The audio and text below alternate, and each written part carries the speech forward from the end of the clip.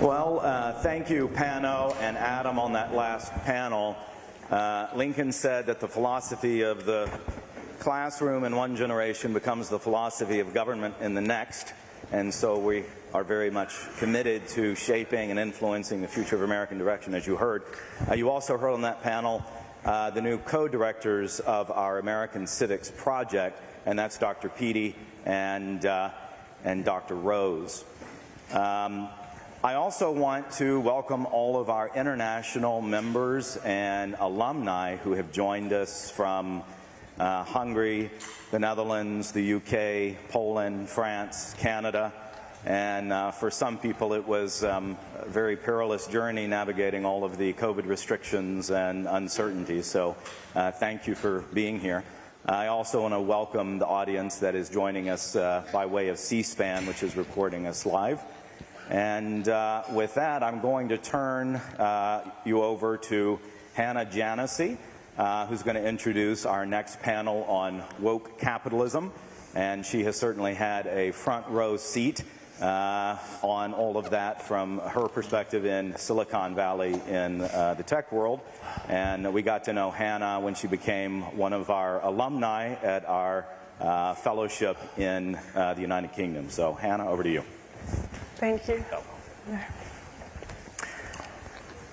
So according to The Economist, woke capitalism is a trend to include marginalized groups as mascots in advertisements to signal progressive values designed to appeal to socially liberal millennials, my generation.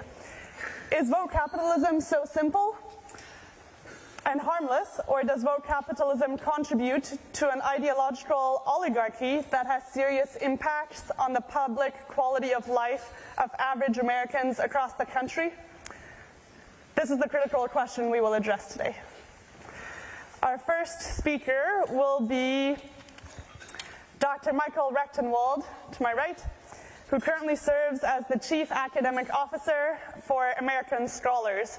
He's the author of 11 books, including Beyond Woke in 2020 and The Google Archipelago in 2019. Thank you, Hannah. So is woke capitalism, is it bad? And if so, how should we oppose it? In 2015, Roth Duthot of the New York Times introduced the idea of woke capitalism. Essentially, Duthot suggested that woke capitalism works by substituting symbolic value for economic value. Under woke capitalism, corporations offer workers rhetorical placebos in lieu of costlier economic concessions such as higher wages and better benefits. The same gestures of wokeness also appease the liberal political elite, promoting their agendas of identity politics, gender pluralism, transgender rights, lax immigration standards, climate change mitigation, and so on. In return, woke corporations hope to be spared higher taxes, increased regulations, and antitrust legislation aimed at monopolies. Although woke capitalism alienates conservatives, the Republican Party remains pro-corporate, making woke capitalism a win-win strategy for corporations. In 2018, Business Insider columnist Josh Barrow argued that woke capitalism provides a parapolitical representation for workers and corporate consumers. Given their perceived disenfranchisement from the political sphere, woke capitalism offers them representation in the public sphere as they see their values reflected in corporate pronouncements. Others have suggested that corporations have gone woke only to be spared cancellation by Twitter mobs and other activists. In looking at these explanations, I have remained unsatisfied. I don't believe that woke capitalism can at least any longer be sufficiently explained in terms of placating coastal leftists, ingratiating liberal left legislators, or avoiding the wrath of activists. Rather, as wokeness has escalated, it has become a demarcation device, a shibboleth for cartel members to identify and distinguish themselves from their non-woke competitors who are to be starved of capital investments. Just as non-woke individuals are canceled from civic life, so too will non-woke companies be canceled from the economy. The Environmental, Social, and Governance Index is a Chinese-style social credit score for scoring corporations. Woke planners wield the ESG index to reward the in-group and to squeeze non-woke players out of the market, driving ownership and control of production away from the non-compliant. The ESG index serves as an admissions ticket for entry into the woke cartels. The tendency of woke capitalism is toward monopolization, vesting as much control over production and distribution in these favored corporations as possible, while eliminating industries and producers deemed either unnecessary or inimical. The investment approach of BlackRock, Inc., the world's largest asset manager, lends credence to this interpretation. BlackRock is solidly behind stakeholder capitalism, the corporate ethos of benefiting stakeholders in addition to or in lieu of shareholders. In his 2021 letter to CEOs, BlackRock's CEO Larry Fink made his position on investment decisions quite clear, declaring climate risk is investment risk, and the creation of sustainable index investments has enabled a massive acceleration of capital towards companies better prepared to address climate risk. Fink promised a tectonic shift in investment behavior, an increasing acceleration of investments going to sustainability-focused companies. Fink warned CEOs, quote, "And because this will have such a dramatic impact on how capital is allocated, every management team and board will need to consider how this will impact the company's stock."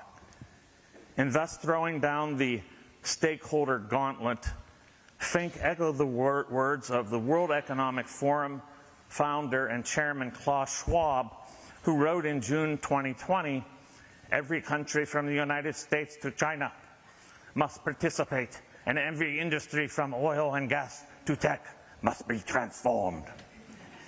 In short, we need a great reset of capitalism. But unlike Schwab's rhetorical posturing, Fink's dictum of go woke or go broke should not be dismissed as the conspiratorial rantings of Dr. Evil. It has the direct force of capital behind it. Fink's 2022 letter to CEOs continues the promotion of stakeholder capitalism, suggesting that stakeholder capitalism has always been the modus operandi of successful capitalist corporations.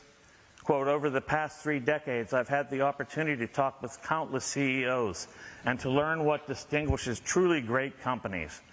Time and time again, what they all share is that they have a clear sense of purpose, consistent values, and crucially, they recognize the importance of engaging with and delivering for their key stakeholders. This is the foundation of stakeholder capitalism." According to Fink, stakeholder capitalism is not an aberration. He goes on to declare rather defensively, it is not a social or ideological agenda. It is not woke. It is capitalism. The WEF's corporate and state partners, including BlackRock, Inc., erect the straw man of neoliberalism, which they equate with the free market as the source and economic and social woes for the masses. But corporate and state favoritism, differentially benefiting chosen industries and players within industries, or corporatism, and not fair and free competition, has been the real source of what Fink and Schwab and their ilk decry. Corporatism, otherwise known as economic fascism, involves the coordinated production and the running of society by a consortium of dominant interest groups. If anything, stakeholder capitalism is a form of corporatism. Furthermore, despite Fink's assertion to the contrary, the corporatism he promotes exercises corporate power and relies on the state sanctions to achieve a particular ideological and political agenda. That agenda is woke. Woke capitalism is thus more accurately called woke corporatism. Unsurprisingly, stakeholder capitalism has been seen by some conservatives and even by a few socialists as a new approach for advancing socialism. Yet woke stakeholder capitalism does not advance socialism as such. Rather, it tends toward corporate socialism. In extreme versions, it amounts to capitalism with Chinese characteristics, an authoritarian state directing the for-profit production of state-sanctioned corporate entities. As for corporate socialism, Anthony C. Sutton, the late historian and later defrocked Hoover Institute scholar, described it as follows. Old John D. Rockefeller and his 19th century fellow capitalists were convinced of one absolute truth, that no great monetary wealth could be accumulated under the impartial rules of competitive laissez-faire society. The only sure road to the acquisition of massive wealth was monopoly. Drive out your competitors, reduce competition, eliminate laissez-faire, and above all, get state protection for your industry through compliant politicians and government regulation. This last avenue yields a legal monopoly, and legal monopoly always leads to wealth.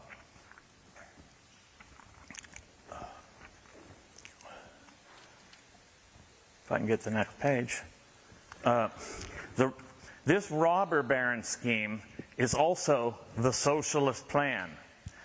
The only difference between a corporate state monopoly and a socialist state monopoly is essentially only the identity of the group controlling the power structure. We call this phenomenon of corporate legal monopoly market control acquired by using political influence by the name of corporate socialism. Corporate socialism, as we see, has a long history dating back to the end of the 19th century. I've written about this history in connection with the monopolistic and socialist ideals of one King Camp Gillette, the founder of the Gillette Razor Company. Gillette authored and funded the writing of several books to promote corporate-based socialism. He argued that socialism is best established by the corporation.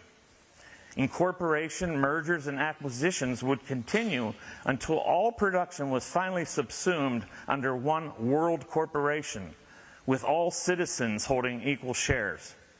While this is not the vision of the contemporary corporate socialists like Fink and Schwab, they are no less presumptuous and contemptuous of the free market. Likewise, contrary to correct opinion, it is not reactionary to oppose woke capitalism. Economic fascism in whatever form is not democratic, nor, as Xi Jinping acknowledged in a recent address to the World Economic Forum, is it egalitarian.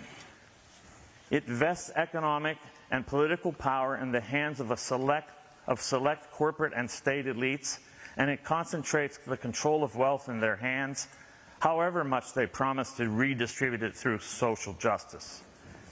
In addition to the building of parallel cultural, economic, and social structures, and educational ones, as we've heard about in the last panel, in the short term, woke corporatism can be challenged by divestment from ESG-abiding corporations and by opposition to the politicians who promote these corporations through legislative favoritism.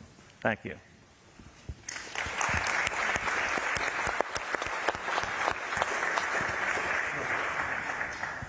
Thank you. Our next speaker is Mr. Chris Wright, who serves as Chief Executive Officer and Chairman of the Board of Liberty Oilfield Services. Additionally, Chris founded and serves as Executive Chairman of Liberty Resources, a back-end-focused E&P company, and Liberty Midstream Solutions. Chris, the word is yours. Wonder where that Liberty word came from. I'll start with a trigger warning. I am a lifelong nerd, so I speak in numbers a lot, because I think they matter. So if we look at the broad sweep of human history, one thing that didn't vary very much was life expectancy at birth. It's been about 30 years, as good as we can construct throughout human history, before the invention of agriculture, throughout the ups and downs. Of course, it rose a little bit when there was episodic but rare outbreaks of peace or good, or success in agricultural productivity. And then things changed a lot just in the last couple centuries. Human life expectancy has gone from around 30 years to over 72 years today. Also, throughout human history, about 90% of humanity lived on less than $2 a day in today's dollars. People were smaller because most everyone was in some degree of starvation. And then we've had this explosion, this more than doubling of human life expectancy. Instead of 90% of humanity living in dire poverty, today it's about 8 or 9%, still vastly too much. So what drove that? I think the two biggest drivers, the two biggest enablers of this change was the growth of bottom-up social organization. Liberty leads humans to develop prosperity and creates fertile soil, of course, for beauty of all kinds. But that bottom-up social organization didn't hit the economic sector until the middle of the 1800s. The Registration Act in the United Kingdom, general incorporation laws in the United States, where we could shift from mercantilism to actual bottom-up economic organization. The other factor was hydrocarbons, this massive increase in available energy. These two things just transformed human society to be an unrecognizable state today. And now we have ESG movement in the corporate, and I run a public company. We have an ESG movement that in big picture is attempting to reverse both of those. Top-down diktats about what values and what boxes you should check, and an explicit war against hydrocarbons, based on sort of a mainstream climate narrative that goes something like this. There's an ever-growing climate crisis sweeping the world, wreaking destruction in its wake, particularly harming low-income people around the world, and therefore all the countries must unite in a battle to drive the fastest possible energy transition to cleaner, greener, cheaper fuels. And only denying retrogrades get in the way, and we'll be there soon. This is the narrative. There's one problem with the narrative. It's simply not true. And let me hit a few of those things. First of all, in the energy transition, the Kyoto Protocols were 1992, 30 years ago. It launched the energy transition movement to combat the climate crisis. We went from 87% of global energy from hydrocarbons in 1992 and plummeted all the way down to 83% today. 30 years, trillions of dollars of subsidies, countless government mandates, and we moved it 4 percentage points, and all of that in the low-hanging fruit, in the electricity sector, in wealthy nations. And even that small incremental movement drove up the price of electricity in direct proportion to the amount of adopting low energy density, intermittent, unreliable energy sources. It's driven up the price of electricity, driven down the reliability of the electricity grid. There's 10 times as many blackouts today as there was 20 years ago in the United States. This transition has not gone well, and it's not for lack of effort. It's because energy is hard. I went to MIT when I was young specifically to work on fusion energy. I worked in solar energy in graduate school. I worked in geothermal energy for years after that, and I am again today. I don't care where energy comes from. It just has to be affordable, reliable, and help lift humans out of poverty and better their lives. That's what should matter. So, all right, so it's hard. It isn't going well. But what about climate change? Maybe that's just the price we've got to pay. But if you look at the data, the biggest narrative today is this extreme weather. 20% of kids report having nightmares about climate change. 20%. So does anybody know last year was the lowest recorded hurricanes around the globe ever since we've had satellite data, 42 years of data.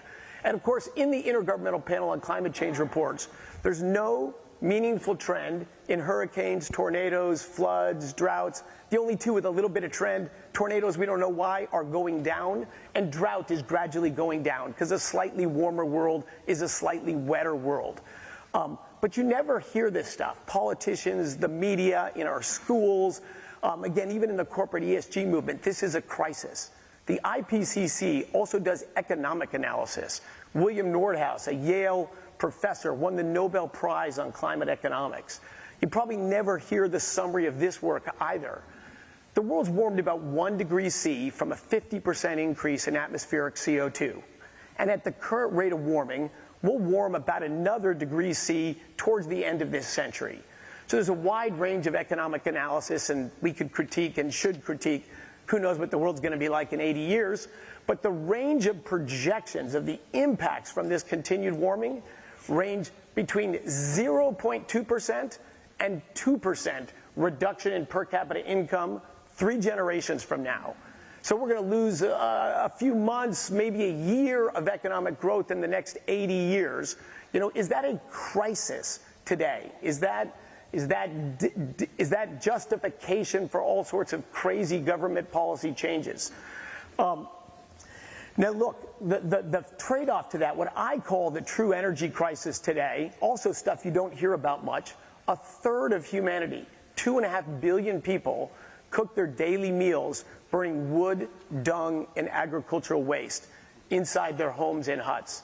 I've traveled to many of these places around the world. World Health Organization estimates this kills around 3 million people every year.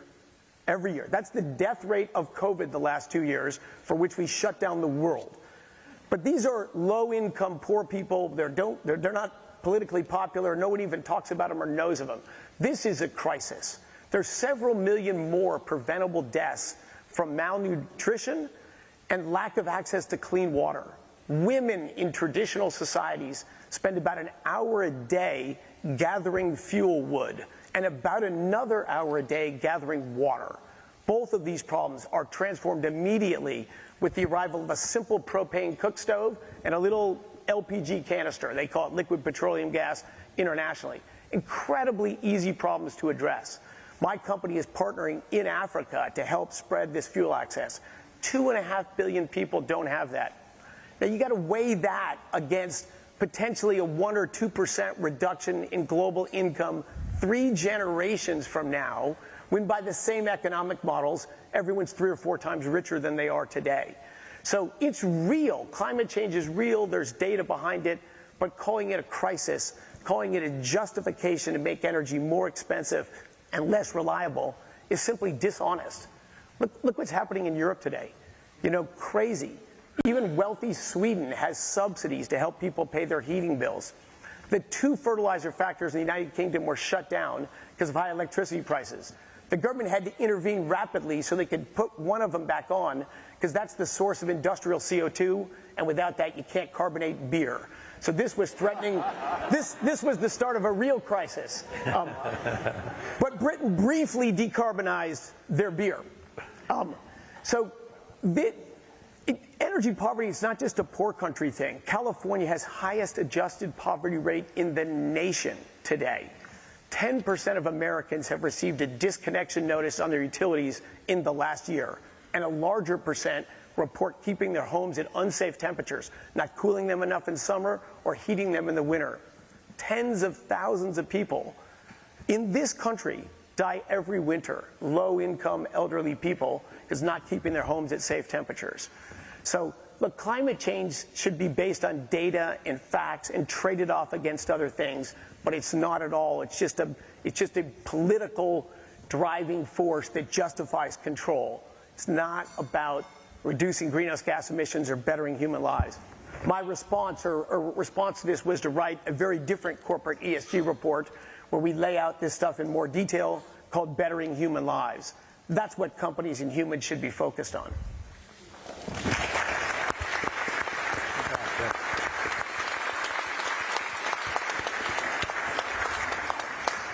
Thank you, Chris. I'm an engineer too. I really appreciate the numbers. We'll get back into that shortly. All right, more numbers to come. Mr. Alex Cranberg, our third speaker, is the chairman and founder of Aspect Holdings. In addition, he was the founder of Alliance for Choice and Education Scholarship Foundation, which has provided over 60,000 scholarships to low-income, underserved families in 6 states to send their children to neighborhood private schools. Mr. Cranberg. Thank you. Like Chris, I'm an oil guy. He's a fracker. I'm a wildcatter. So we're But I start out with a couple of questions about the fund managers who control America's public corporations. Which ones are voting foolishly for fashionable woke actions, and are they working for me? How do we resist with our own portfolio choices? I have an answer named IEESG that I'll describe in a minute. But as Chris said, the oil and gas industry is under sustained attack, really just for nothing more than supplying the world's energy demand. If U.S. companies stopped drilling tomorrow, or globally companies stopped drilling tomorrow, it would not change how much oil is used as fuel in the short term. It would just change which countries' producers would profit from and control future supplies of oil and gas. These are some important facts here. Elimination of all passenger motor vehicles would eliminate only 20% of oil demand. But 50% of the world's oil production would disappear by 2030 without new drilling. So we must justify new drilling. And the fastest growing use of oil is the 20% that isn't even burned but is used to make nearly everything around us, including our clothes. The energy transition goals such as net zero 2050 that are bandied about are simply exceptionally unlikely to happen, as Chris suggested.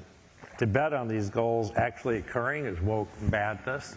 I'd call it nut zero, not net zero. Exxon is America's and the world's leading oil and gas company, the legacy of John D. Rockefeller.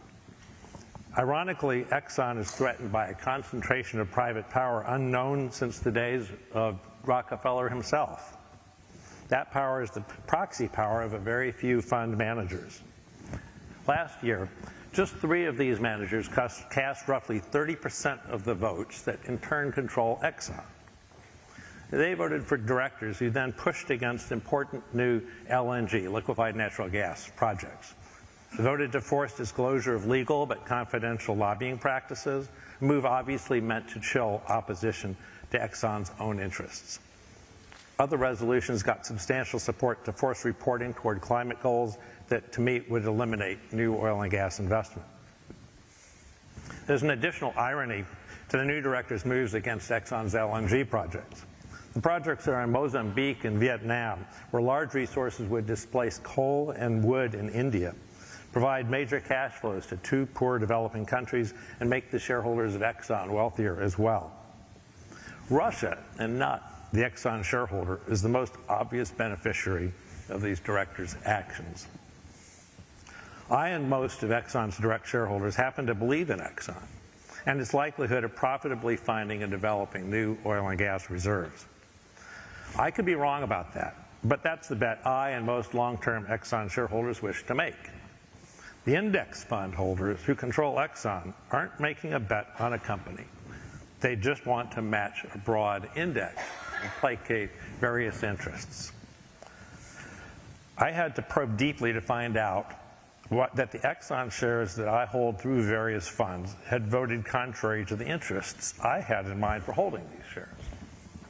For example, I used to own shares in a fund called Schaefer-Cullen. Cullen voted for nearly all of the resolutions and directors that were developed to hamstring Exxon. I sold Schaefer-Cullen, and so should anyone who wants their fund managers to be focused on actual investment returns. If more investors knew how their managers were voting and divested of them, fund managers might find the woke game a little less attractive. So I'm announcing today the first website information resource to grade fund managers on their wokeness tendencies.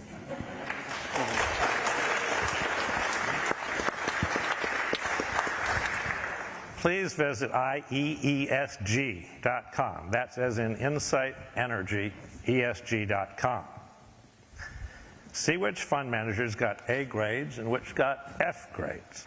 How did the big 3 actually vote? Vanguard, BlackRock, etc. You might be surprised. Some wayward fund managers may just be putting marketing and politics ahead of economics, and some may truly subscribe to the unproven idea that woke investing is more profitable. Either way, investors should weigh this information before entrusting their wealth to these managers. Fund managers and index fund managers in particular have little to gain or lose from the impact one way or another of the proxy votes they cast. So marketing and political benefits can easily outweigh these small economic effects. Fund managers allocate our capital and control our ownership. This is supposed to provide a healthy economy, yet these same managers now operate under perverse incentives. These managers are attacking our companies instead of protecting them. It's rather like an out-of-control immune system under attack from a virus. It's the woke virus. Larry Fink, the chief of BlackRock, who I guess will be mentioned quite a bit today, is the most powerful of these fund titans. BlackRock controls large slices of corporate America, though actually owning itself very little of it. Fink's view of the future is that the green economy will be enormously lucrative for investors like him.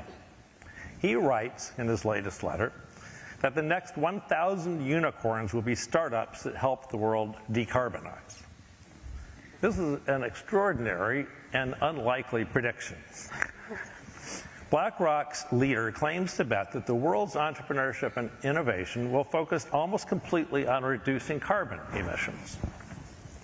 What happened to curing disease, building cities and families, creating more useful products, and aiding the pursuit of happiness? Why should such a powerful voter of other people's shares have such power to realize his narrow and restrictive vision? I find it much more likely that bets based on such a single-minded view of opportunity will be punished eventually and not rewarded by the market. The result could be not a green boom, but a green bust, as voters and consumers demand reliable and affordable energy. The purpose of a market is to provide competing investment theses and to allow the more fortunate or astute investors to earn higher returns. Dominant market actors like BlackRock and the other managers, not owners, who attempt to force a single ESG policy on an entire industry are frustrating the very purpose of competitive capitalism by preventing others, like myself, from investing in pure-play oil and gas companies, for example. America has long shunned concentrations of power and has used government to cut back private companies that got too powerful. It's time for a new Sherman Act, this time focused not on market monopolies, but on those in big tech and big finance who would take control of public speech and corporate behavior. But while we wait for government to do what it should, please visit IEESG.com, it's free service, and find the fund managers for your investments that are wisely focused on economic performance. And ditch, please, the managers who prefer to place virtue bets that speculate on future government policy.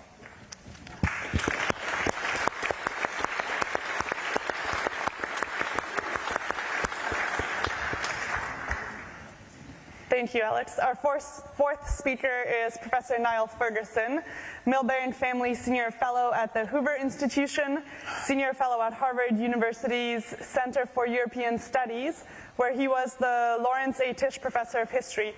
Notably, he also serves on Common Sense Society's Council of Trustees.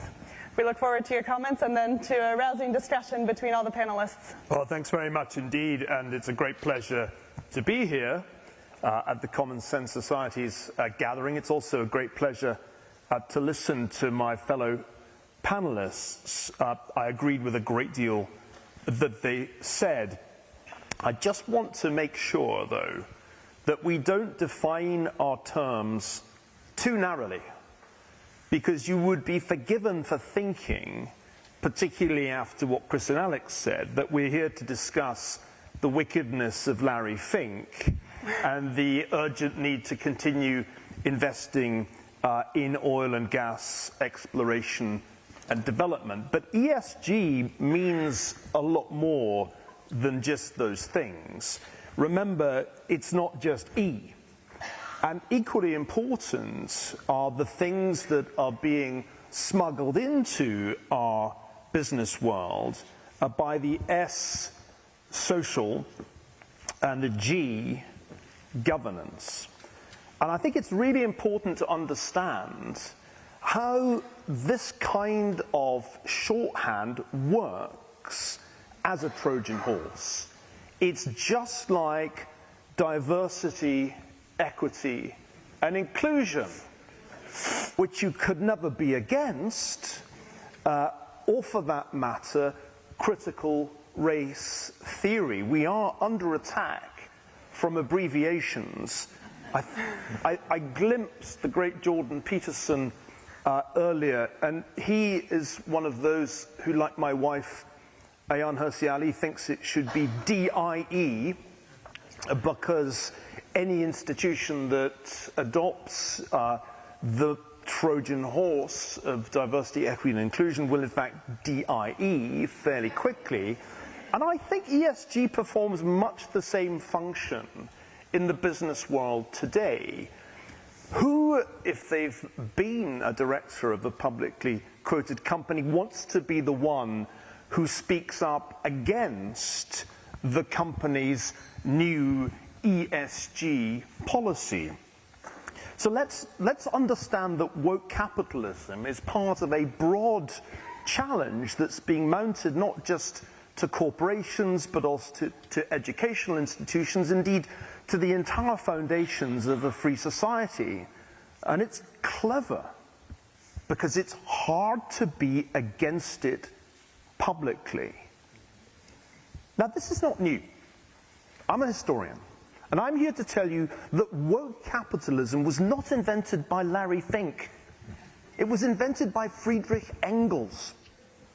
Bear in mind that Marx, who could never get a steady job, and whose speculation in the stock market always lost him money, was reliant for his career as perhaps the most disastrously influential public intellectual of all time on Engels' money. And Engels' day job was running his father's cotton factories in Manchester. They produced a product known as diamond thread. Why, you may ask yourself, did Engels align himself with Marx in declaring war on capitalism and indeed the bourgeoisie? To understand woke capitalism, you have to understand the psychology of the self-hating capitalist. I think a part of the answer is that it is a smart hedge. If you are highly successful, if in our terms you become a billionaire or enter the 0.1%, aligning yourself with red of tooth and claw laissez-faire capitalism is, of course, to become the lightning rod for the pitchfork wielders, the progressive taxers, the socialists. Joseph Schumpeter pointed this out long ago in Capitalism, Socialism, and Democracy, when he noticed that the capitalists themselves would pose a threat to the free market. Partly, and here I agree entirely with your point, because of their impulse to create monopolies and reduce competition, but also, as Schumpeter saw, because there was a natural alliance between those who could establish very large companies and the intellectuals who were always ready to advocate higher and higher taxation and an ever-enlarging scope for government. Andrew Carnegie was one of the great capitalists of the Gilded Age who thought a lot about this and realized that he needed to transform himself from a hate figure, which he was in the early part of his career when he created one of the great monopoly businesses in the steel industry, to saintly philanthropist. And Carnegie wrote an essay which you should all read on wealth in 1889, in which he said it's simple. You spend a third of your life educating yourself, you spend the next third making as much money as you possibly can, and you spend the final third giving it all away. Now, as a Scotsman, I have a great deal of admiration for Carnegie, and I like the elegance of the solution. It's somewhat more impressive than the giving pledge, which is simply to give half your billions away. Carnegie said, give it all away. And he did. He did. So just look, and here I'll wrap because I'm getting that signal from the moderator to shut up. Contrast Carnegie's philanthropy with the philanthropy of today's billionaires. Carnegie created an extraordinary and enduring network of philanthropic activity, not the least of which was a vast global network of libraries. It's hard to think, actually, of money better spent than the money that Carnegie spent giving away his fortune. Today's billionaires are a pale imitation of Carnegie's generation. They founded no great universities, something Pano Canelos and I talked about some time before we came up with the idea of the University of Austin. They give their money to foundations, which, as René Wormser pointed out in a 2014 book, increasingly have been captured by a woke elite. And in that sense, I think, the problem of woke capitalism will ultimately turn out to be self-liquidating. Let me just offer brief concluding reflections. I think there are 6 reasons why woke capitalism will collapse of its own contradictions. And here I'm going to sound a little like Marx and Engels myself. We've already touched on one. Green economics is in fact self-defeating because greenflation, the rising costs of raising the cost of carbon and energy, will produce a political backlash. Secondly, the public is not sold on the S or the G either. In fact, the public isn't even sold on affirmative action, much less critical race theory or infinitely fluid gender identities. Third, as an investment strategy, and here I warmly agree with what was said a moment ago, it is in fact highly likely to fail. ESG's biggest ETF, ESGU, underperformed the S&P 500 over the last 13 months by 2.8%. I could give further examples if time permitted. Let me conclude with a few simple questions.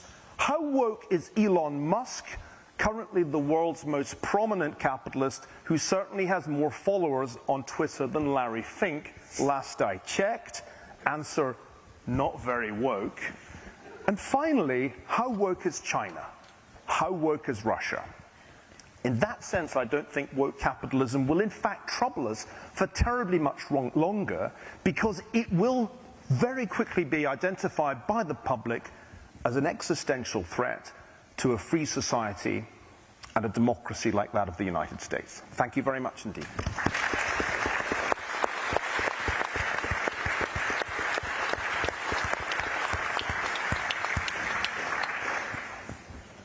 So we have about 10 minutes for the discussion between our esteemed panelists. Niall, I'll start with you because you were so respectful with your time. Woke capitalism in America looks eerily like precisely the old European aristocratic system that Europeans fled when they came to America in search for liberty, in search for a better life. In today's America, the powerful CEOs, the modern arbiters of morality, the media, are joining forces for the so-called public good, while in fact perpetuating and strengthening their oligarchic control. Can you comment on this ironic parallel? The good news is that all attempts to create an aristocracy in the United States have failed. And although it's always very tempting, if you're in the top 1%, to try to rig the game in favor of your not-so-talented progeny, and by the way, Harvard and Yale will help you do that, it doesn't really work. It doesn't work. Because if you look at the composition of the super wealthy elites in the United States today, it's actually got much less hereditary wealth in it than its counterparts in Europe. The Germans have much more of a hereditary wealth elite than we do. So I think this fear that we're going to have an aristocracy, which has haunted the United States ever since its inception, I think it's in some ways overdone. Because ultimately, we do have a dynamic competitive economy. And today's incumbents will, in the end, find themselves victims of the next generation of upstart entrepreneurs. So I'm less worried about that than maybe you are. Good to hear. Michael, you talked about parallel economic structures. We know that utopianists are just totalitarianists in waiting, but should the conservative side seek to be ideologically pure, like the left tries to be? Yeah, I think that was addressed in the previous panel with regards to a university and whether a university should try to, in effect, create a kind of dialectic with the other pole of wokeness on the other side, and I don't think so. I think that the ideological homogeneity is not something that we should seek, and we shouldn't be trying to buttress ourselves that way. It'll just feed the dialectic and create more tension and more division. So I think actually diversity, in the real sense of the word, in terms of the diversity of the mind and diversity of thinking, a diversity of even beliefs, should be our, not a goal, but should be our ethos, so that we're not trying to create a parallel structure in the sense of one that's oppositional strictly, but rather that one is open to all ideas, including the woke. I've said this when I was dismissed from NYU, not really dismissed, I sued them and won, but when I left NYU, I said this, I said, listen, you can't, I wrote this, and I said, you cannot try to ban these people from the university. They should simply be debunked from their position as the arbiters of all policies and everything else, and let them compete in the open market of the academic world. So no, we don't want to replace wokeness with some ideological purity on any. Excellent, yes, very much agreed. I wish to continue intellectual diversity in dialogue. Chris, circling back to you, in Europe, Germany is regarded as a shining example of green energy investments. Tell us a little bit, some more numbers before we close, what Germany's race to green energy has resulted in for their experience for the average citizen. Yeah, they've achieved some shocking achievements. The number one, they took an industrial manufacturing powerhouse and led to triple the electricity prices of the United States. And that's as of a year or two ago. They've had a 60% increase in electricity prices this year. Again, a massive political problem that they'll probably offset with subsidies. They spent nearly $500 billion for their Energiewende. I can't speak German, but their energy revolution. And they were able to take their percent of energy from fossil fuels from 81% all the way down to 77%.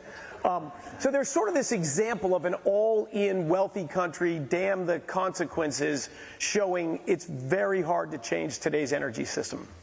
I'd just like to add that relative to Germany, an interesting stat, Germany has the highest residential electricity prices in the world, followed after only one country, and that country is Bermuda.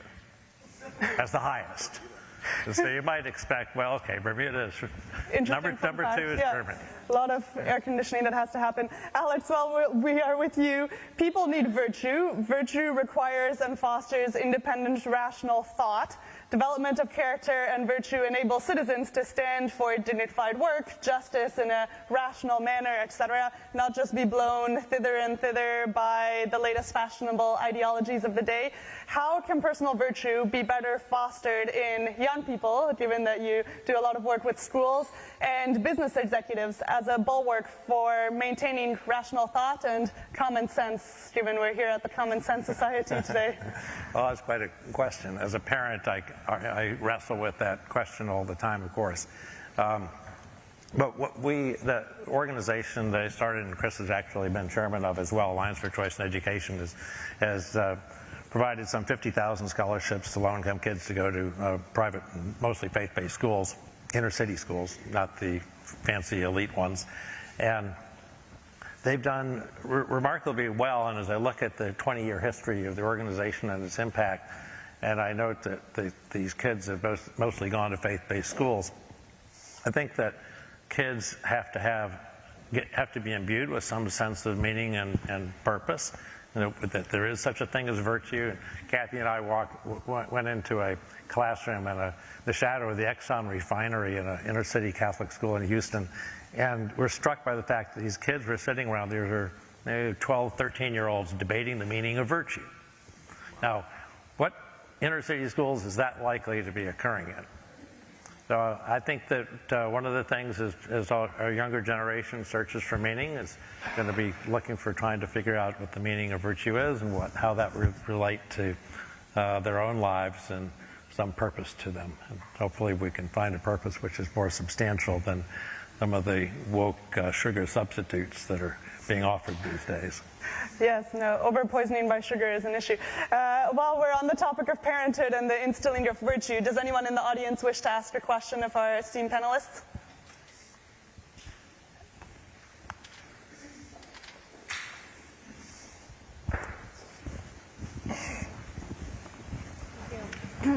So, Professor Ferguson, you spoke of a triumph over woke capitalism, and I'm wondering what that will require. Do we have to go through some state of social and economic torture, or will the markets and reason just responsibly course correct?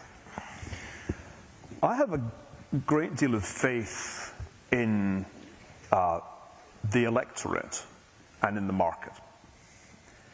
If one looks at elites, all kinds of wrongthink and groupthink flourish.